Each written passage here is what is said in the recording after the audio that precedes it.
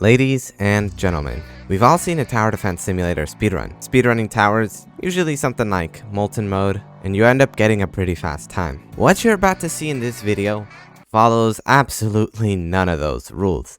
And that is because I'm going to be speedrunning the hardest map possible to speedrun. Perhaps you can argue like Polluted Wastelands is the hardest map to speedrun, but we're talking about a solo here. And coming into this, I was thinking, how hard could this be? I mean, farm Golden Scout, Golden Mini, Commander DJ, right? Yeah, that'll work about as efficiently as trying to put out an oil fire with water. This is the map I'm going to be playing on.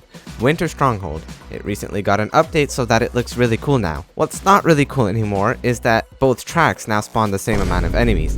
Before it used to split up the enemies among the two tracks, now I quite literally have to deal with double the enemies coming out on opposite sides of the map. Could you come up with any worse map for speedrunning? Alright, I've given you your time. I don't think you can. And this is where the suffering begins. And although my scouts did manage to take down the enemies on one side, the other side leaked. So essentially, there was no speedrunning aspect here left at all. Okay, I thought to myself, let's just skip the wave and place down a new scout. Maybe 2 on each side is enough to defend. And there we go, there's progress. Except there's not a single farm on the map now. Okay, I guess I'm going to place down a farm. And now our defenses aren't enough. Okay, let's skip the wave, upgrade the farm. And, well, the defenses are still not enough. Fine, let's go a few rounds later. Maybe after getting some farming, I'll have enough money to finally establish a proper defense. And when I try to do that, we leak. Then I remember that you can actually upgrade scouts. So I click on the scout, and I upgrade it. Aren't I just the best tower defense player now? No. These slow enemies that have never went to the gym come out and waste basically your entire round. Not exactly fast, but at least we took care of them. What about next wave? Well, we actually handled the enemies. The speedrun is actually starting to look pretty fast. Until this wave comes out. Now we're back to leaking enemies. And then when we get the boss, well, let's not really talk about the boss. Alright, attempt 2. Let's see what we can do better. This time I'm starting off with farming, and I'm still not exactly going really fast. And honestly, by the time the enemies on the 5th wave leak, I'm just done. I'm done. I'm out. We're going to need to try something else, and as most of you know, the Gladiator is widely known as the best speedrunning tower. Except when you're trying to speedrun the hardest map in the game. Despite this Gladiator swinging a massive guillotine level axe, that axe was probably made in China because it was doing 2 damage and it was not going to deal with those enemies. These Gladiators were leaking more than the scouts were, so guess what I did? Yeah, I rage quit. Okay. After spending an awfully long time in the inventory trying to figure out what the heck I was going to do next, a brilliant idea came into my head. How about we do a speed run, but take away most of the speed, you know, make it kind of a D run. And little did I know, there was nothing better I could do. Because this defense would defend and make me money. It would have strong late game towers, which I would sure as hell need because we have double the enemies, while also having both supports. You see, farming wouldn't even work because then I'd have to take away one of the supports or something strong, or maybe just take everything as a farm. And I try to make things work by starting off by skipping the wave. We're not even going to be killing the enemies. This D-run is not going to be the fastest thing ever, but trust me when I say this is going to be something else. I start with the cowboy right here because of course I needed to see both paths, and it sorta does its job. I sorta upgrade it, but from trying my older speedy alternatives, this was honestly as good as it was going to get. I mean, I was killing off more enemies, I was making more money, and this was going to have to be it. And we leaked a little, but who cares? It was time to save up money for that juicy level 2 upgrade. Now we were going to be making more money from 2 cowboys. And hey, things were working out great.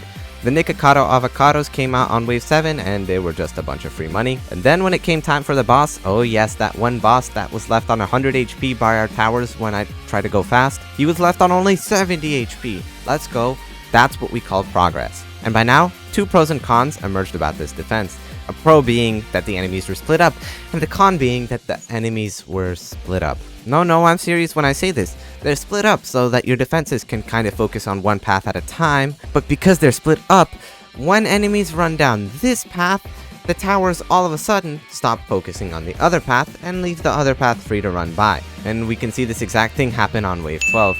My cowboys just kind of forget that other path exists. Anyways, I can't unfortunately tell my cowboys that, and no matter how hard I've tried, they wouldn't listen. Somehow I managed to survive, and I'm already pushing past wave 15. But I just want you to take a look at these next 5 seconds and tell me the mistake I make. Did you spot it? I skipped the wave. And now in these next 5 seconds, you're about to see exactly why.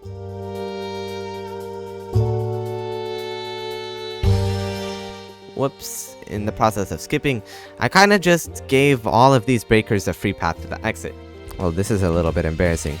Good thing it never happened, because we're already back on the same exact wave. This time around, I don't know by what miracle I survive. I mean, I use a commander ability and that ends up killing off some of the enemies. What's more important is that I left some of the breakers at lower HP, so I was actually able to tank all of them and still have a pretty decent amount of HP left, all while skipping that wave and keeping true to the D run. And so long as I wasn't going to get screwed over by the targeting of these cowboys with the timing of skipping these waves, I was going to be alright. And after spamming more cowboys, getting a few more commanders, a discount DJ, we were pushing through wave 19, which had a necromancer, and oh boy, this thing was going to be the cause of a lot of problems in the future, just you wait. And one of those problems can already be seen, because I skip, and in the time it takes to destroy all of those skeletons, these Fallens get a free ticket to run right by. Oh, but you thought I was gonna lose? Nah. I placed down a ranger, and somehow that thing shooting just a few times is enough to keep me alive. Now I'm running off life support, and in trying to go fast and skipping this wave, I end up giving a bunch of Fallens another free ticket to my base. This one ranger out here is just thinking, what the hell, man? This dude just sucks. On wave 24, I'm chilling, and then I get jump scared by a death. Turns out that this one necromancer, and I told you the necromancer was going to be a problem, it ended up sneaking by, and because it spawned a bunch of skeletons, my rangers couldn't even kill it. And after screaming at my computer for a bit, I'm back on the same wave that I died on. This time I remember to skip a little bit later because of that necromancer, but then this son of a this absolute stupid enemy comes out, and I do not have anything to defend it with. And of course, while my cowboys are focusing on yet again another necromancer, these guys ruin everything. Shadow Boss just runs right through. Okay, we make it back to wave 24 and we're on life support, and oh yeah, there's another necromancer at the back. I mean, who else could it really be? 1 hour 40 minutes into this challenge, I finally get past wave 24. Not in the most favorable conditions, of course. If you look on that track, you can see quite a bit of a problem there. Thankfully, with the help of 3 rangers, we can handle the Fallens, but we can't handle that. What do I do? How do I deal with that? And after losing this, I'm losing my mind. I'm actually raging. I can't with these necromancers.